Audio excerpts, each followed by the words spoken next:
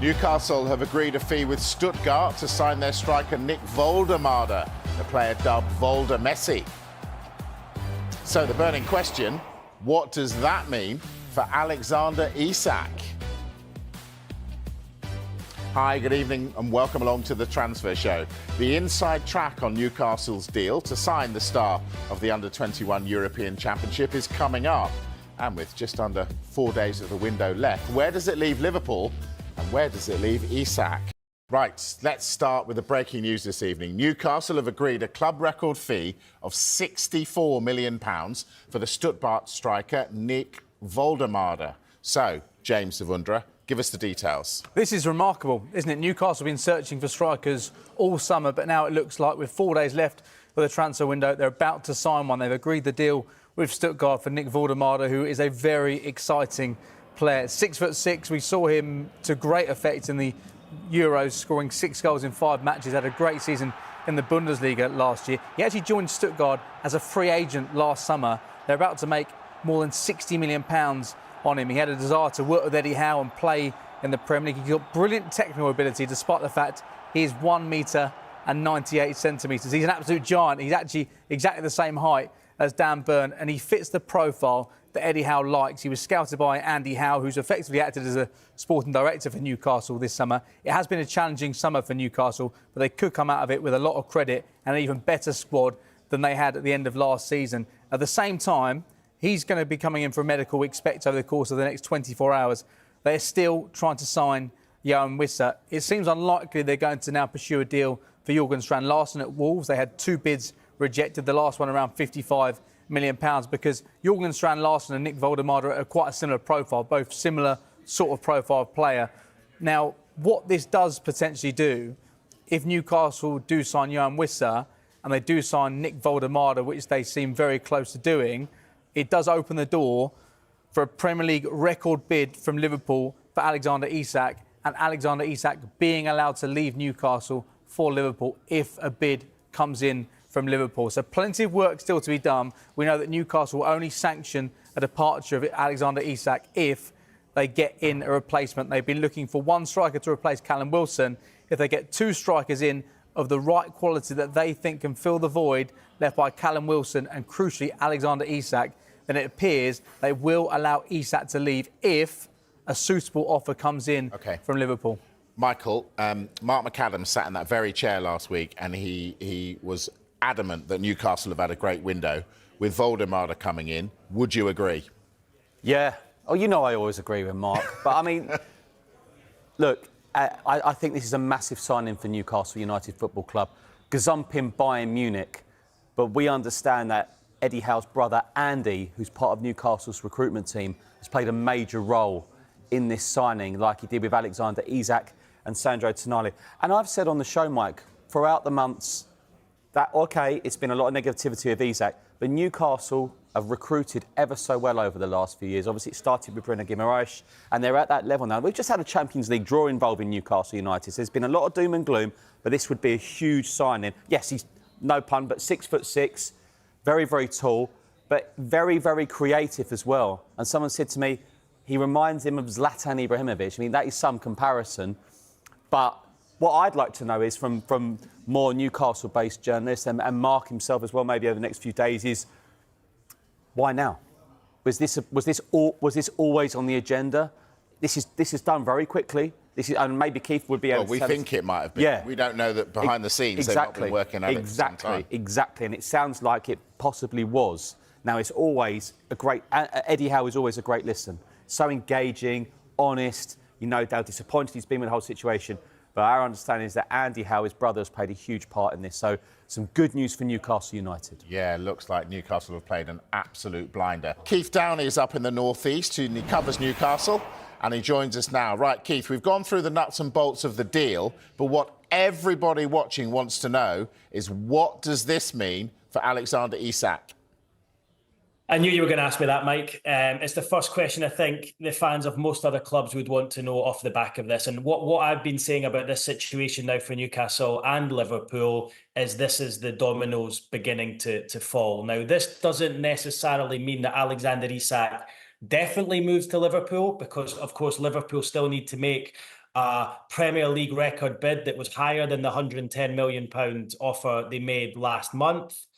And of course, Newcastle still need to make sure they get Nick Woltemade signing over the line. Yes, he's on his way to the northeast. I'm expecting him to land at Newcastle Airport later on this evening and undergo his medical tomorrow. But of course, that deal has not been finalised yet, and Newcastle will want to ensure that that deal is done and complete, and Woltemade is in the building, signed and sealed, before they allow Alexander Isak to go. But I'll refer you back to the statement that came out from Newcastle United 9 days ago in retort to Alexander Isak's social media post. And they said then that the conditions of a sale have not been met and they're unlikely to do so. Now, that has changed, hasn't it? Because Newcastle are close to signing Nick Woltemade. They've got that agreement in place there with Stuttgart, a package of £65 million, 60 plus, so 68.5 plus 4.5 in add-ons. So they're close to doing that.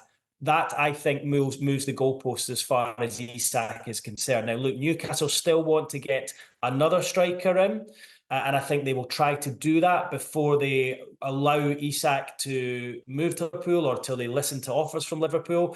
But what I would say is the fact Newcastle are closing in on one, that makes it increasingly likely that Isak moves to Liverpool. I don't say it's a definite, but because Newcastle have got one striker in, it makes things a bit more smooth for that process. So look, my understanding is that there's pretty much been a private understanding at the club that Isak is likely to go, given his conduct over the last few weeks, but they were not going to sanction it until they got in at least one, potentially two replacements. Woltemade, if they can get it over the line, is one, and of course they're still looking for a second one. I think there is a situation where he could be allowed to go with just Woltemade, but I think in Newcastle's ideal situation, they'd want to get one more striker in before allowing Liverpool to talk to Alexander Isak and that deal going through for what would be, of course, a Premier League transfer record. All right, Keith, they want another striker. Is that other striker going to be Johan Wissa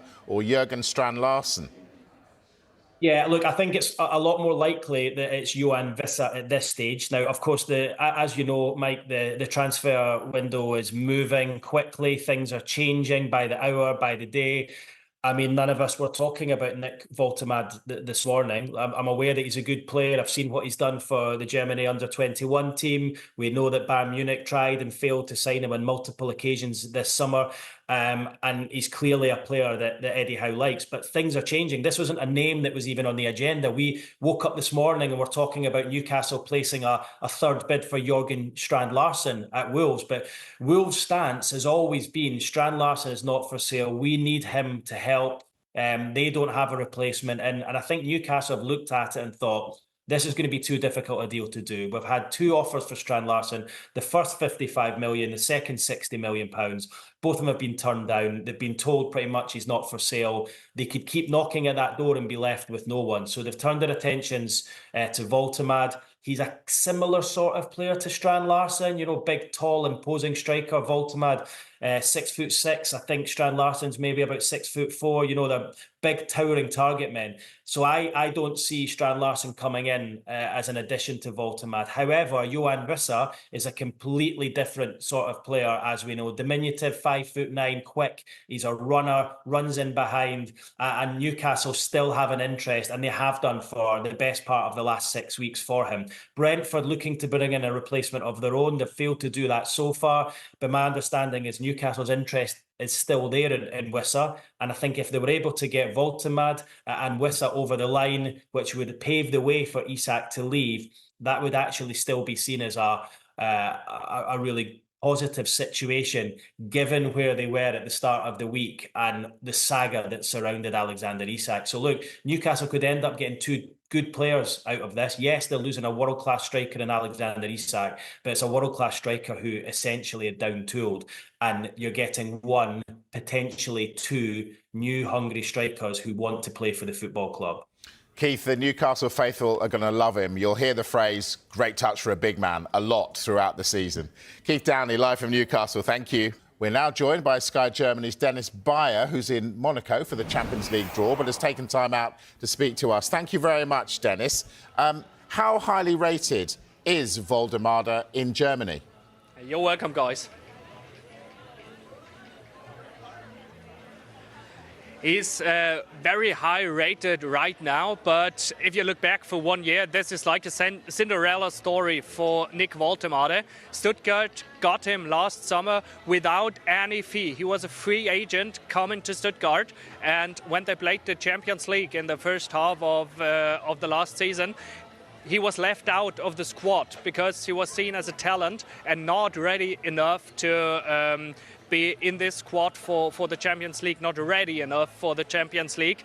But then in the second half of the season, he exploded. He's a outstanding player because of his size and his striking ability and his ability by playing with his foot. So this is a rare package that he brings to the table, and so he quickly rose in Stuttgart's squad. He became the #1 striker. He was very, very effective in that last half year. And I remember talking to some guys from Stuttgart at the beginning of the season, and they told me, yeah, one time Nick Woltemade might be a striker worth 40 to 50 million euros, but that's not right now. And then time come, he developed, he became a German national player, he became the most hot player in Germany at all. And when Bayern Munich came, they thought they could bring him in for like 40 to 45 million. In the end, Stuttgart rejected 65 million euros all in all, and Bayern didn't want to give more, bring more to the table. Everybody thought this deal is off, and then Newcastle came, and negotiations were pretty quick in the end. It's a massive deal for Stuttgart, and it's a massive deal for Nick Woltemade, who gets his big contract at Newcastle if that transfer goes through, and a development that is very, very rare, even in fast football right now.